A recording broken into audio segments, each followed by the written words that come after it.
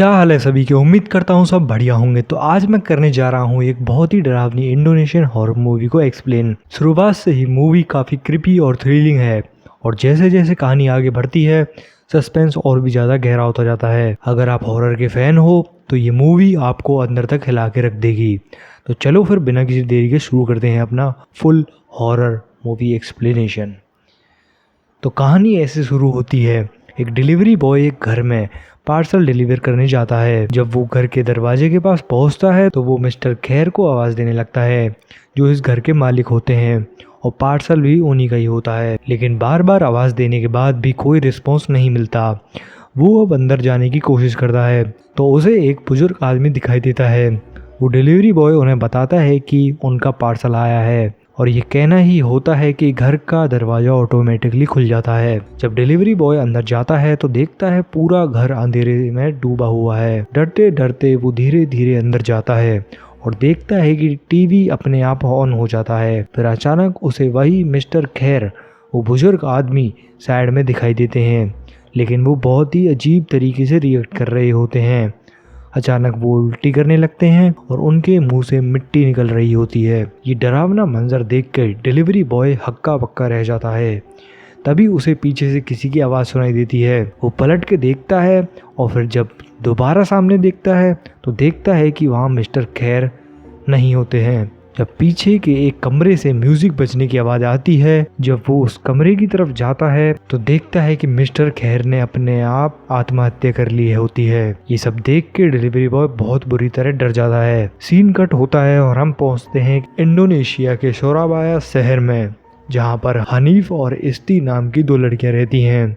हनीफ बड़ी बहन होती है जिसका एक टेलर शॉप होता है और इस्ती उसकी छोटी बहन होती है जो यूनिवर्सिटी में पढ़ाई कर रही होती है। उसका पढ़ाई का खर्चा भी कोई और नहीं हनीफ अपनी टेलर शॉप के थ्रू उठाने वाली होती है। जब इस्ती घर लौटती है तो हनी उससे पूछती है आज इतनी देर कैसे हो गई। जवाब में इस्ती बताती है कि उनका एक ग्रुप असाइनमेंट था और उसी पर चर्चा करते करते देर हो गई। ये बताकर वो अपनी बहन से पूछती है काम कैसा चल रहा है। हनीफ कहती है सब अच्छा है, लेकिन फिर वो इस्ती से कहती है तुम फ्रेश हो जाओ और इस्ती अंदर चले जाती है। अब जब हनीफ किचन में खाना गर्म कर रही होती है तो इस्ती आती है और बताती है कि यूनिवर्सिटी की तरफ से एक बड़ी डिबेट कंपटीशन होने वाला है और उसके लिए उसे जकार्ता ले जाया जाएगा। अब ये सुनकर हनीफ बहुत ही ज़्यादा खुश हो जाती है और कहती है फाइनली तुम जकार्ता शहर को अपनी आंखों से देख पाओगी। फिर इस्ती हंस के बोलती है कि मैं तुम्हारे लिए क्या गिफ्ट लेके आऊँ। हनीफ हंसती है और कहती है अरे क्या तेरे पास पैसे भी हैं जो तू गिफ्ट लाएगी मेरे लिए। फिर वो कहती है कि उसे ये सुनकर बहुत अच्छा लगा कि इस्ती यूनिवर्सिटी में इतना अच्छा कर रही है। वो कहती है हमारे परिवार में से कोई तो होगा जो यूनिवर्सिटी से ग्रेजुएट होगा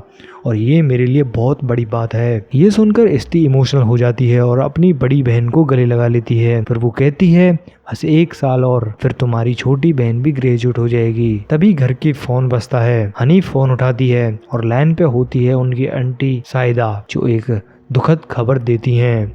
उनके अंकल मिस्टर खैर अपनी आखिरी सांसें गिन रहे हैं और बार बार तुम्हारा नाम ले रहे हैं। याद करो कहानी के स्टार्टिंग में जब डिलीवरी बॉय ने उन्हें देखा था तो शायद वो बचे हुए थे। आंटी कहती हैं उनकी आखिरी ख्वाहिश है कि वो तुम दोनों बहनों को एक बार देखें, इसलिए तुम दोनों जल्दी से यहाँ आ जाओ। ये सुनकर हनीफ कुछ नहीं कहती, सिर्फ चुपचाप फोन रख देती है। अगली सुबह हम देखते हैं कि दोनों बहनें एक बस में सफर कर रही होती है जहाँ से अपने पुराने गांव की तरफ जा रही होती हैं। रास्ते में हनीफ को लगता है कि वो इस सफर के लिए बिल्कुल भी रेडी नहीं है। फ्लैशबैक शुरू होता है जब हनीफ और इस्ती छोटी थी। एक दिन शाम को देर तक खेलने के बाद जब वो घर लौटती हैं तो उनकी माँ उन्हें डांटती है।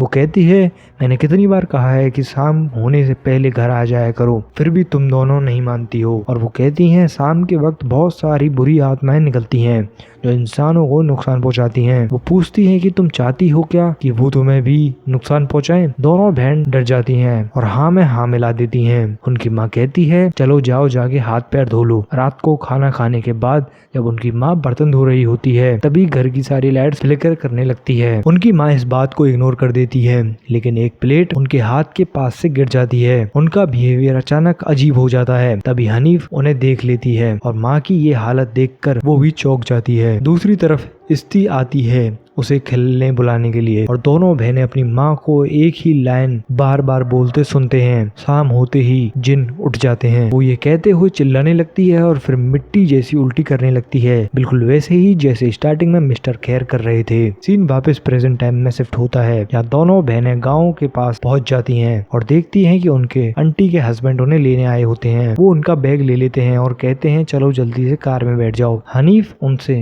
अंकल मिस्टर खैर की हालत के बारे में पूछती है, लेकिन वो कुछ नहीं जवाब देते, जिससे हनीफ और भी ज्यादा कंफ्यूज हो जाती है। रात को जब वो अपने पुराने घर पहुंचते हैं, उनकी आंटी उन्हें अंदर लेके जाती है और कहती है कि सबसे पहले अंकल से मिल लो, जो कि अपने कमरे में होते हैं। जब हनीफ और एस्ती अंदर जाते हैं तो देखते हैं कि अंकल की हालत बहुत ही ज्यादा खराब होती है। उनका शरीर बिल्कुल बर्फ जैसा ठंडा हो चुका होता है। एस्ती को वहाँ पे बहुत अजीब फीलिंग आती है, जैसे कोई बुरी प्रेजेंस हो, इसलिए वो बाहर जाने लगती है। हनीफ उसे रोकने की कोशिश करती है। तभी दोनों बहनें देखती हैं कि अंकल अचानक उठ जाते हैं और कहते हैं मरने से पहले मेरी एक आखिरी इच्छा पूरी करो, अब और बर्दाश्त नहीं होता। हनीफ पूछती है क्या चाहिए आपको बताइए। अंकल कहते हैं मुझे बस खत्म कर दो और मुझे माफ कर दो। ये कहकर वो उनके सामने घुटनों पर बैठ जाते हैं। हनीफ उन्हें उठाना चाहती है, लेकिन तभी वो अजीब तरीके से चिल्लाकर जमीन पर गिर जाते हैं और ये देखकर इस्ती बहुत ज्यादा डर जाती है। अब सारे लोग वहाँ पर पहुँच जाते हैं, जिनके साथ एक डॉक्टर भी होता है और वो डॉक्टर खैर को चेक करके बताते हैं कि अब वो नहीं रहे। अब अंकल खैर को दफनाने का प्लान बनाया जाता है और इसलिए हनीफ अपनी आंटी सायदा से बात करती है कि मिस्टर खैर की पत्नी यानी मिस्टर सबा वहाँ पर क्यों नहीं है। तो सायदा बताती है कि जब वो छोटी थी तो वो घर छोड़ के चली गई थी, मतलब जब ये दोनों छोटी थी तो कुछ समय बाद मिसेस सबा ने अपने हस्बैंड मिस्टर खैर को छोड़ दिया था। लेकिन ये सुनकर हनीफ पूछती है कि ऐसा क्यों हुआ था। तब सायदा बताती है कि कई बार खैर ने अपने आप को खत्म करने की कोशिश की थी और हर बार जब लोगों को लगता कि वो मर गए हैं तो वो खुद ब खुद जिंदा हो जाते थे, जैसे कि शुरुआत में भी हुआ था, यानी डिलीवरी बॉय के सामने। और इसी डर की वजह से आंटी साहिबा उन्हें छोड़कर चली गई। और ये बात सुनकर हनीफ और इस्ती दोनों ही शौक हो जाती हैं कि उनकी खबर आज तक क्यों नहीं आई।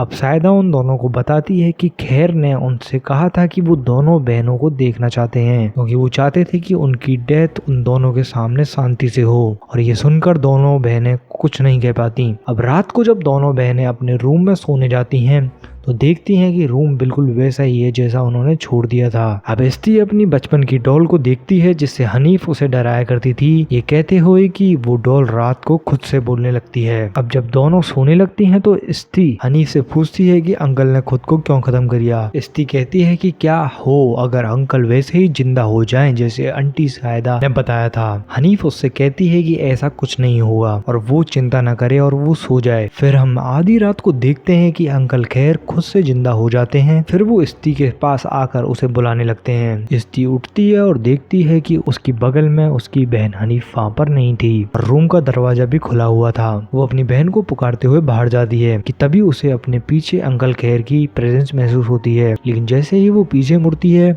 वहाँ कोई नहीं होता। इससे इस्ती बहुत ज्यादा डर जाती है। फिर तभी उसे बाथरूम से फ्लश करने की आवाज आती है और वो वॉशरूम के पास जाके हनीफ को पुकारती है। तो पता चलता है कि हनीफ तो बस वॉशरूम गई थी। अब बाहर आके वो हनीफ को बताती है कि जब वो रूम के बाहर निकली थी तो अंकल खैर के रूम का दरवाजा खुला हुआ था। अब हनीफ इस बात को बिल्कुल बकवास समझती है और अपनी बहन से कहती है कि वो बेकार की बात ना करे, लेकिन इस्ती इस बात पर अड़ी रहती है कि वो सच कह रही है। हनीफ को भी इस बार विश्वास नहीं होता। फिर दोनों इस्ती के कहने पर इन्वेस्टिगेशन शुरू करती हैं। दोनों अंकल खैर के दरवाजे के पास जाती हैं तो देखते हैं कि दरवाजा बंद था। इसके बाद हनीफ इस्ती से पूछती है कि क्या वो जगते हुए सपना देख रही है। इस्ती फिर भी कहती है कि वो सच बोल रही है, वो झूठ नहीं बोल रही है और उसने सच में दरवाजा खुला हुआ देखा था। खैर अब हनीफ को तो ये बात को समझ नहीं आती और वो उल्टा पूछती है कि क्या मरे हुए लोग अपने दरवाजा खोल सकते हैं। और अब ये कहकर दोनों अपने रूम में वापस लौट जाती हैं। अगली सुबह अंकल खैर की लाश दफनाने के लिए जाया जा रहा होता है जब इस्ती अचानक से एक स्टैटिक आवाज सुनती है, जिससे उसकी नाक से खून बहने लगता है और ये देखकर आंटी सायदा थोड़ा डर जाती हैं और इसलिए वो कहती हैं कि दोनों लड़कियां घर पर रहेंगी। अब हनीफ इस्ती को बेड पर लिटाकर घर के चारों तरफ देखती है तो एक कपड़े की डॉल पर उसका ध्यान जाता है जिसमें उसकी माँ अक्सर पिन चुबाया करती थी और इसलिए वो उसे अपनी बैग की चेन में लगा के रख लेती है। और उसके बाद हनीफ अपनी माँ के रूम में जाती है। फिर वो रूम का पर्दा साइड करती है और देखती है कि सामने गेट पर कोई काली चादर ओढ़े औरत खड़ी है और वो तुरंत वहाँ से चली जाती है। वो इस बात को इग्नोर करती है और सोचती है शायद वहाँ कोई आया होगा, लेकिन जब वो अपनी माँ की फोटो देखकर थोड़ी इमोशनल होती है तब हमें एक फ्लैशबैक दिखाया जाता है जिससे हमें पता चलता है कि उस रात जब उसकी माँ बहुत जोर से चिल्लाई थी सौरभ कहते हुए और जिन्स के बारे में बोलती हुए, तो उसके बाद ही उनकी माँ बहुत ज्यादा बीमार पड़ गई थी। वो अचानक अपने सामने किसी को देखा करती थी जिसे हनीफ और उसकी बहन नहीं देख पाती थी। तभी कमरे में रखा हुआ रेडियो चलने लगता है और उसकी माँ फिर से अजीब तरीके से व्यवहार करने लगती है जैसे किसी आत्मा ने उन्हें अपने कब्जे में कर लिया हो। जमीन पर ये अपना सर पटक के वो खुद को खत्म कर लेती हैं और ये पूरी घटना दोनों बहनों के सामने होती है। डर के मारे वो जोर जोर से चिल्लाने लगती हैं। उनकी आवाज सुनकर उनका पिता और आंट वहां आ जाती हैं। उन्होंने भी ये मंजर देखा था और खुद को अंदर से बहुत ही ज्यादा टूटा हुआ महसूस किया, खासकर हनीफ ने, उसकी बहन ने और उनके पति ने। अब सीन प्रेजेंट टाइम में आता है जहाँ सायदा घर वापस आ गई थी और हनीफ से वो कहती है कि वो चाहती है दोनों बहनें कम से कम 7 दिन तक यहीं पर रहें क्योंकि 7 दिन बाद उनके अंकल के लिए दुआ मांगी जाएगी। जब ये प्रक्रिया पूरी हो जाएगी तो वो वहाँ से जा सकती हैं। ये सुनकर हनीफ इसके लिए राजी हो जाती है, लेकिन फिर वो आंट सायदा से पूछती है कि उनकी आंट सबा के साथ आखिर हुआ क्या था, मतलब मिस्टर खैर की वाइफ के साथ, और वो घर छोड़कर क्यों गई थी। जवाब में सायदा बोलती है कि जब तुम लोग घर छोड़कर चली गए थे तब तुम्हारी आंट सबा भी बीमार पड़ गई थी, बिल्कुल वैसे ही जैसे तुम्हारी माँ हुई थी। एक दिन सायदा जब उन्हें खाना देने गई थी तो उसने देखा कि आंट सबा कमरे के एक कोने में खड़ी थी। जब सायदा धीरे धीरे उनके पास गई तो वो अजीब तरीके से चिल्लाने लगी। वो काफी ज्यादा बीमार थी, लेकिन खैर ने उनकी एक भी बात नहीं मानी और उन्हें घर से छोड़ने के लिए कह दिया। इस बात से दुखी होकर सायदा भी घर छोड़कर चली गई थी और तब से उन्होंने कभी इस घर की तरफ मुड़कर नहीं देखा। तो बेसिकली देखा जाए तो मिस्टर खैर की वाइफ का नाम सबा था जो कि सायदा की भाभी लगती थी और सायदा मिस्टर खैर की बहन है जो कि इन हालातों को देखकर घर छोड़कर चली गई थी। यानी कि जो सायदा है वो रिश्ते में हनीफ और इस्ती की बुआ लगती है। अब ये बातें जानने के बाद हनीफ कहती है कि आखिर उनके परिवार के साथ हुआ क्या है। पहले उनकी माँ, फिर उनके पिता, फिर उनके अंकल, खैर सबको एक जैसी हालत का सामना करना पड़ा। ये सुनकर सायदा थोड़ी सी तसल्ली देती है और ये कहती है कि वो चिंता ना करे, सबसे जरूरी बात ये है कि वो और उसकी बहन ठीक रहे, यही बहुत है। ये कहकर वो दोनों को सावधान रहने की सलाह देती है और वहाँ से चली जाती है। इनफैक्ट वो भी इस घर के अंदर रहना नहीं चाहती थी। खैर सायदा के चले जाने के बाद इस्ती ये सब देखकर अपनी बहन हनीफ से पूछती है कि क्या वो उनके साथ यहीं पर रहेंगी। जवाब में हनीफ कहती है कि अब वो बच्चियां नहीं हैं जिनकी देखभाल के लिए उनकी बुआ को यहीं पर रहना पड़े और वैसे भी वो उसके साथ है। ये कहकर वो वहाँ से चली जाती है। खैर जब बुसरा यानी इस्ती नमाज पढ़कर हिजाब उतार रही होती है तभी कमरे की खिड़की का पर्दा अपने आप हट जाता है। जब वो खिड़की से बाहर देखती है तो उसे अंकल खैर खड़े दिखते हैं। अब ये देखकर वो अपनी बड़ी बहन को बुलाकर ये सब दिखाना चाहती है, लेकिन तब तक वहाँ कोई नहीं होता। इस घटना से इस्ती बहुत डर जाती है। अगली सुबह जब वो यहाँ से जाने की बात करती है तो हनीफ कहती है कि वो यहाँ 7 दिन तक रहेंगी जैसे उनकी बुआ ने कहा। ये कहकर वो उसे खाने के लिए बुलाती है। तभी खिड़की की आवाज सुनाई देती है और जब वो खिड़की बंद करने जाती है तो देखती है कि वहीं गुड़िया जमीन पर पड़ी हुई थी जिसे हनीफ ने अपनी बैग की चेन में लगाया था। तो जब हनीफ उस चीज को लेने के लिए बाहर जाती है तब हम देखते हैं कि खैर की आत्मा उनके घर के अंदर घूम रही थी। इसके बाद उसी रात जब वो दोनों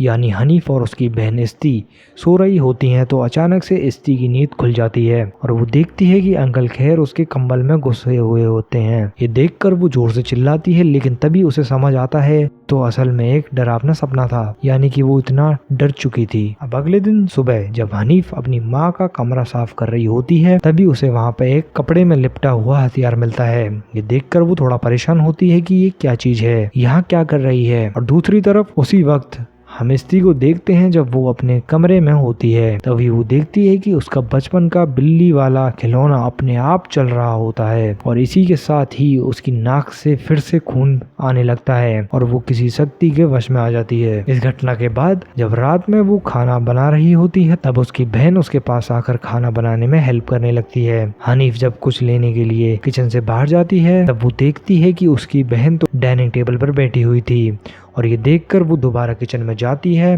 तब उसको समझ में आता है कि किचन में जो थी वो उसकी असली बहन नहीं थी, बल्कि कोई शैतानी आत्मा है जो कि उसकी बहन का रूप लेकर वहाँ पर आई है। और ये देखकर हनीफ काफी डर जाती है। तभी वहाँ उसकी असली बहन आती है और उसके आते ही वो शैतानी आत्मा गायब हो जाती है। अब ये सब देखकर हनीफ को कुछ भी समझ में नहीं आता और वो विश्वास नहीं कर पाती जो उसने देखा था। जब वो वॉशरूम जाकर अपने चेहरे पर पानी डालती है तब उसे वहाँ पर खैर की आत्मा नजर आती है। देखकर वो और ज्यादा डर जाती है और किसी तरह वॉशरूम से बाहर निकलकर वो अपनी बहन को ढूंढने लगती है, लेकिन वो ये देखती है कि उसकी बहन कहीं पर भी नहीं थी। तभी हनीफ को अपने अंकल खैर के रूम से कुछ आवाज आती है और जब वो रूम के अंदर जाने की कोशिश करती है तो देखती है कि दरवाजा अंदर से बंद होता है। और फिर हनीफ जब की होल से झांक कर देखने की कोशिश करती है तब वो देखती है कि खैर की आत्मा के साथ उसकी बहन वहाँ पर खड़ी हुई थी, जो कि इस मूवी का पोस्टर भी है। अब यहाँ खैर की आत्मा उसे भी अंदर आने के लिए कह रही होती है कि तभी अचानक से दरवाजे के पास कोई आ जाता है, जिससे हनीफ डर के मारे पीछे हट जाती है। अब इस सिचुएशन में हनीफ अपनी बहन को बचाने के लिए अंकल से दरवाजा खोलने के लिए कहती है। अब दरवाजा खुलता है और वो बिना समय गवाए अपनी बहन को लेकर घर से भागने की कोशिश करती है, लेकिन जैसे ही वो घर से बाहर निकलती है तो हनीफ को वही आवाज सुनाई देने लगती है जो कि उसकी बहन ने पहले सुनी थी, यानी कि वही स्टैटिक आवाज। तभी उसकी नाक से भी खून बहने लगता है और वो भी किसी आत्मा के वश में आ जाती है। वो ये कहती है कि 40 दिनों तक यहाँ पर बार बार वो आता रहेगा। और ये सुनते ही हनीफ बेहोश होकर जमीन पर गिर जाती है। अब जब उसे होश आता है तो वो कहती है कि उसने हमें बताया है कि वो 40 दिन तक लौटता रहेगा, लेकिन क्यों? तभी उसकी बहन कहती है कि उन्हें इस शरापित घर को अभी के अभी छोड़ देना चाहिए। सुनकर हनीफ कहती है कि जब जब उन्होंने इस घर को छोड़ने की कोशिश करी है तब तब कुछ न कुछ बुरा हुआ है और इसलिए उन्हें कोई और रास्ता निकालना होगा, नहीं तो उनके साथ और भी कुछ बुरा हो सकता है। ये कहते ही उसको याद आता है कि उन्हें तो उनके अंकल खैर ने यहाँ बुलाया था, इसका मतलब ये सब पहले से ही उनकी योजना का हिस्सा था। तब वो तुरंत खैर के रूम में जाकर तलाशी लेती हैं और वहाँ पर उन्हें एक पुरानी काली जादुई किताब मिलती है। जब वो इस किताब को चेक करती हैं तो उन्हें सौरभ नाम के रिचुअल के बारे में पता चलता है, जिसमें उनके परिवार की एक तस्वीर होती है। तस्वीर के पीछे लिखा होता है कि मैं सौरभ रिचुअल करने का निर्णय ले लिया है और तस्वीर में मौजूद हर व्यक्ति को खत्म होने से पहले भयानक पीड़ा सहनी पड़ेगी। और खैर के साथ भी सेम चीज हो रही थी। ये जानने के बाद में वो और गहराई से इस सौरभ रिचुअल के बारे में पढ़ती हैं। वो जान पाती हैं कि अगर कोई किसी को नुकसान पहुंचाना चाहता है या फिर अपनी कोई मनोकामना पूरी करना चाहता है तो ये रिचुअल कर सकता है, लेकिन उसे कुछ भी खाना पीना नहीं होगा, उसे सिर्फ कब्र की मिट्टी खानी पड़ेगी। इस कब्र की मिट्टी की आत्मा फिर 40 दिन तक उस व्यक्ति के द्वारा चुने गए लोगों को भयानक पीड़ा देगी, लेकिन अगर रिचुअल अधूरा रह जाए तो वही आत्मा वापस आकर उस व्यक्ति को कष्ट देगी जिसने वो मिट्टी खाई है और रिचुअल शुरू किया है। और जब तक वो व्यक्ति जो कि रिचुअल शुरू करता है मिट्टी में नहीं मिल जाता तब तक वो आत्मा ऐसा करती रहेगी। अब ये सब जानने के बाद स्त्री ये कहती है कि क्या अंकल खैर ने ये सौरभ रिचुअल किया था ताकि वो उनके पूरे परिवार को खत्म कर सकें, क्योंकि उनके परिवार वालों के साथ सबके साथ यही हुआ था। अब हनीफ जवाब देती है कि इसलिए वो उन्होंने बार बार वापस आने के लिए कहते हैं ताकि वो उनको खत्म करके रिचुअल को पूरा कर सके। और जब ये दोनों वहां से भाग गई थी, यानी कि उनकी आंटी को कोई आवाज नहीं आ रही थी, और तभी फोन के अंदर से खैर की आवाज आती है जो कि कह रहा होता है मैं फिर से लौट रहा हूँ। ये सुनकर हनीफ की बहन इस्ती काफी डर गई थी और अब इस्ती घर से भागने की कोशिश करती है और उसे रोकने के लिए हनीफ उसके पीछे दौड़ पड़ती है, लेकिन तभी कोई अदृश्य शक्ति इन दोनों को पकड़कर घसीटते हुए घर के सामने ले जाती है। तभी वो दोनों अपने सामने अपनी आंट सबा को देखते हैं और देखते ही वो बेहोश हो जाती हैं। जब रात में उनको वापस होश आता है तो वो खुद को बिस्तर पर पाती हैं। वो सोचती हैं कि शायद उनकी आंट सबा ही उनको वहाँ पर लेकर आई थी, इसलिए वो रूम से बाहर जाकर उनको ढूंढने लगती हैं। तभी वो उन्हें घर की बालकनी में टहलते हुए नजर आती हैं, लेकिन जब वो बालकनी में पहुँचती हैं तो देखती हैं कि वहाँ पर कोई नहीं होता है।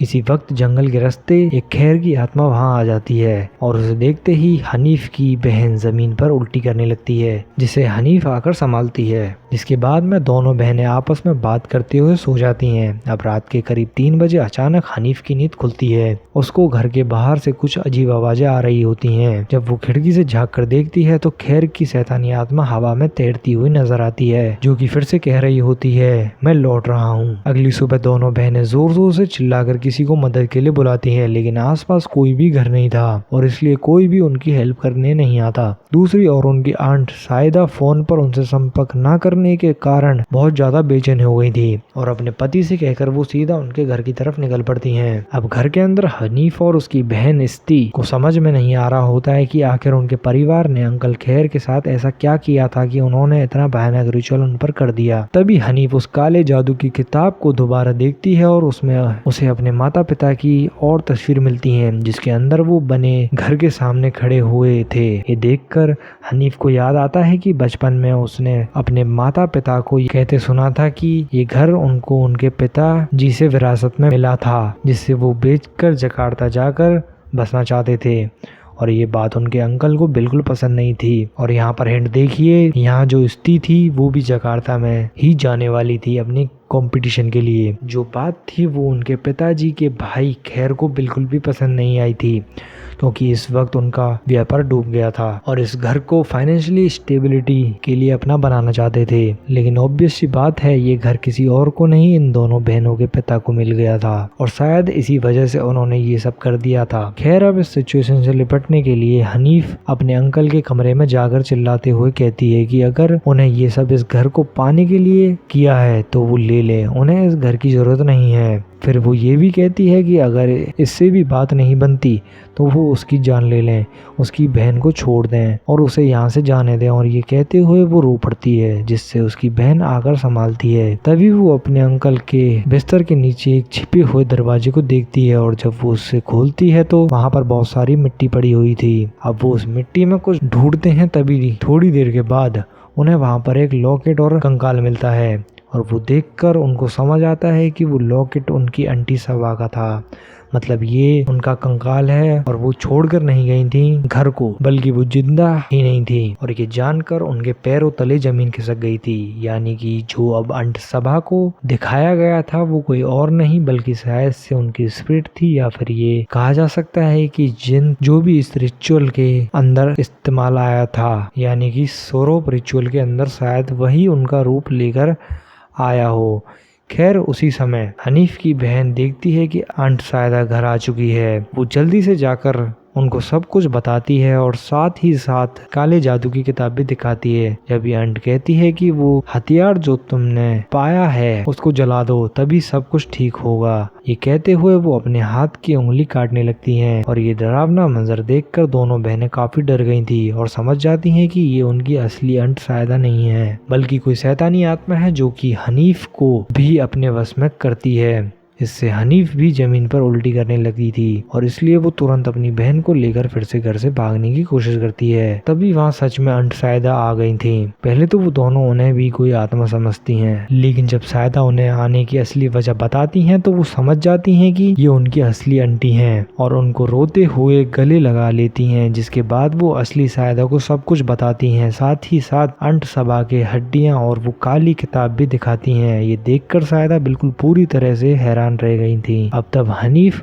उस हथियार को लाकर उनको देती है जो उनको उनकी माँ के कमरे में मिला था। अब इस हथियार को देखकर सायदा ये कहती है कि उन्हें याद है कि उनके पापा खत्म होने के बाद पुलिस ने उनको ये दिया था। फिर वो हथियार का ढक्कन खोलती हैं जिसके अंदर उनको एक चिट्ठी मिलती है जिसके अंदर लिखा हुआ था, अंधकार कभी भी प्रकाश से जीत नहीं सकता। इसका मतलब उनको समझ में नहीं आता। तब हनीफ कहती है कि सिर्फ एक घर के लिए उनके अंकल ऐसा कैसे कर सकते हैं। ये सुनकर सायदा थोड़ा चौंक जाती है और ये कहती है कि ऐसा कैसे हो सकता है, क्योंकि जब आंट सबा काफी बीमार हो गई थी तब उन्होंने ही इस सब से बचाने के लिए उन्हें शहर भेजा था, और अगर उनके मन में कोई बुरा इरादा होता तो वो उसको यहीं रखते, शहर में नहीं भेजते। अब ये सुनकर हनीफ और भी ज्यादा हैरान रह गई थी कि अगर ये सब उनके अंकल ने नहीं तो फिर किसने किया था। लेकिन तभी अचानक से उनकी बहन की तबीयत भी बिगड़ने लगती है, जिससे कि वो सब भूलकर अपनी बहन की देखभाल में लग जाती हैं। अब रात में जब सायदा उस हथियार को देखकर समझने की कोशिश कर रही होती है कि असल में ये क्या है, तभी उसे हनीफ की बहन स्त्री की आत्मा के वश में आकर सायदा पर हमला कर देती है। अब उनकी चीख सुनकर हनीफ जब वहाँ पहुँचती है तभी घर की बिजली चली जाती है। वो टॉर्च लेकर कमरे में जाती है तो वो देखती है कि उनकी आंट बेहोश पड़ी हुई है और उसकी बहन कमरे में नहीं है। वो तुरंत पूरे घर में अपनी बहन को ढूंढती है। तभी फिर से अपनी अंकल की आत्मा उसको देखती है, जो कि ये कहती है कि कहाँ जा रही हो, और फिर पीछे इशारा करती है। जब हनीफ पीछे मुड़कर देखती है तो वहाँ उसे अंट सभा की आत्मा दिखती है, जो कि कहती है कि वो सालों से उनका इंतजार कर रही थी। आखिरकार वो लोग यहाँ पर आ ही गए, और तभी कहानी के अंदर ट्विस्ट आता है। पता चलता है कि दरअसल सारी निगरानी अंटसबा ही कर रही थी। जब हनीफ उनसे पूछती है कि उन्होंने ऐसा क्यों किया तो अंटसबा बताती हैं कि क्योंकि उन्हें कोई संतान नहीं थी। हनीफ की माँ उन्हें हर वक्त नीचा दिखाती थी और ये सब प्रॉपर्टी के लिए नहीं था। और इतना ही नहीं, वो ये भी कहती हैं कि उसने हनीफ के पिता को बहला फुसला के इस घर से निकालने की योजना बना ली थी, इसलिए उन्होंने सबका बदला लेने के लिए ये सब किया। और बस इतना कहने की देरी थी और वो हनीफ के ऊपर हमला कर देती हैं। लेकिन हनीफ अपनी आंखें बंद कर लेती है, जिससे कि अंटसबा की आत्मा वहां से गायब हो जाती है। तभी उसकी बहन, जो अभी भी पोजेस होती है, वो कमरे में आती है और सुरोप सुरोप कहकर चिल्लाने लगती है। उसके साथ साथ और भी कई सारी आत्माएं प्रकट हो गई थीं, जो कि इसका शिकार बनी थीं, जो कि सुरोप चिल्लाने लगती हैं। जिसके तुरंत ही बाद कोई अदृश्य शक्ति उसके बहन को खींचकर एक कमरे में ले जाती है। हनीफ भी बहन के पीछे उस कमरे में गई थी और देखती है कि उसकी बहन हवा में तैर रही होती है, और जब वो उसे नीचे उतारने की कोशिश करती है तभी अंटसबा आत्मा उस पर हमला कर देती है और उसे वहीं पर बेहोश कर दिया जाता है। अब सीन चेंज करने के साथ साथ हमको एक फ्लैशबैक सीन दिखाया जाता है, जिसमें पता चलता है कि हनीफ के पिता ने कभी अंटसबा को कब्रिस्तान मिट्टी खाते हुए देख लिया था। अब उन्होंने परिवार को बचाने के लिए खोजा से संपर्क किया था, जिसने वो लकड़ी का हथियार बनाया था जिससे स्वरूप नामक रिचुअल को नष्ट किया जा सकता था। लेकिन जब वो उस हथियार को लेकर घर लौट रहे थे तब वो कब्र की आत्मा, जो जिन होते हैं, जिसके लिए स्टार्टिंग में उन जो दोनों बहनों की माँ थी उसके लिए उसने वॉर्न भी किया था, और यहाँ जिन रियल में था जिसको स्वरूप रिचुअल के अंदर इस्तेमाल किया गया था। अब वो अंटसबा का रूप लेकर वहाँ पर उनके पिता को खत्म कर देता है। अब जब कहानी दोबारा से प्रेजेंट में लौटती है तो हम देखते हैं कि हनीफ की अंट सायदा उसके पास पहुंचती है। इन्होंने अब हथियार की असली शक्ति को समझ लिया था और वो उसको बताती हैं कि उस चिट्ठी में लिखा वाक्य असल में एक मंत्र है जिसे हथियार का इस्तेमाल करते हुए वक्त बोलना होगा। और जैसे ही वो ये बताती हैं, अंटसबा की आत्मा उन पर हमला कर देती है और उनको बेहोश कर देती है। यानी कि ये सब अंटसबा ने ही करवाया था, वो भी खाली इसी वजह से क्योंकि उनकी कोई संतान नहीं थी और उन्हें बार बार टॉर्ट करा जाता था उन दोनों बहनों की माँ के द्वारा। खैर, अब हम देखते हैं कि हनीफ को अपनी बहन की आवाज आती है और वो उसकी चीख को सुनकर उसे बचाने दौड़ती है, लेकिन देखती है कि उसकी हालत बहुत खराब थी। जब वो उसे लेकर भागने लगती है तो अंटसबा की शैतानी आत्मा उनके पीछे पड़ गई थी। उनसे बच के हनीफ अपने बहन को लेकर एक कमरे में छुप जाती है। जब अंटसबा की आत्मा वहां आती है तो हनीफ जानबूझकर उसके सामने आती है और अंट जैसे ही उन पर हमला करती है, हनीफ मौके का फायदा उठाकर उस हथियार को उसके पेट में घुसा देती है और उस मंत्र का उच्चारण करने लगती है। अब मंत्र के असर से होता यह है कि अंटसबा की आत्मा जलकर खाक हो जाती है और खैर अब सब कुछ शांत हो जाता है। और अब सीन कट हो जाता है और सुबह का सीन दिखाया जाता है, जहाँ पर हनीफ और उसकी बहन सामान समेटकर घर से बाहर निकलने वाली थी कि तभी वहाँ काले कपड़ों में लिपटी हुई लेडी आती है, जिसे हनीफ ने पहले भी देखा था, जो कि गायब हो गई थी। अब वो ये बताती है कि वो अपनी कोई चीज यहाँ पर लेने आई है और वो चीज कुछ और नहीं, वही काली जादू की किताब है जिसके अंदर स्वरूप रिचुअल के बारे में था। और वो उसके बाद वो ये कहती हैं कि 40 दिन तक इस घर को छोड़कर नहीं जा सकती हैं। और बस देखते ही देखते ये काली लिबास वाली औरत गायब हो जाती है, यानी कि ये कोई स्पिरिट थी। और मेरे ख्याल से जो स्पिरिट है वो किसी और की नहीं, वो उस कबर की है जिसकी मिट्टी का इस्तेमाल इस स्वरूप रिचुअल में किया था, यानी कि उसकी मिट्टी खाई गई थी इस रिचुअल को इस्तेमाल करने में। यानी कि यहाँ पर अभी भी सब कुछ खत्म नहीं हुआ है। अब ये सुनकर हनीफ और उसकी बहन के तो पैरों तले जमीन खिसक जाती है कि इतना स्ट्रगल करने के बाद भी कुछ खत्म नहीं हुआ। तभी उन्हें खैर के कमरे से फिर से अंट सभा की आवाज आती है। अब ये सुनकर दोनों घर से बाहर भागने की कोशिश करती हैं, लेकिन किसी भी तरह बाहर नहीं निकल पाती। उधर हम घर के बाहर देखते हैं कि उनकी अंट सायदा और पति खत्म हो गए थे, यानी कि शायद वो कभी अंदर लौट ही नहीं पाए। और यहाँ पर वो जिन्नात ही था जो ये सब करवा रहा था। बेसिकली उसने ये सब करवाया ताकि सबको ये लगे कि सब ठीक हो गया है, लेकिन असल में ये तो खाली एक शुरुआत थी। और जब तक ये दोनों खत्म नहीं हो जाएंगी स्वरूप रिचुअल खत्म नहीं होगा। तो दोस्तों आज की वीडियो में इतना ही। आपको इस मूवी का एक्सप्लेनेशन पसंद आया हो तो प्लीज चैनल को सब्सक्राइब करें और वीडियो को लाइक करके कमेंट में अपने डाउट भी पूछ सकते हो इससे रिलेटेड। और नेक्स्ट वीडियो जल्द ही आएगी तो उसके लिए रेडी रहें। मैं मिलता हूँ नेक्स्ट वीडियो में, जब तक के लिए बाय बाय।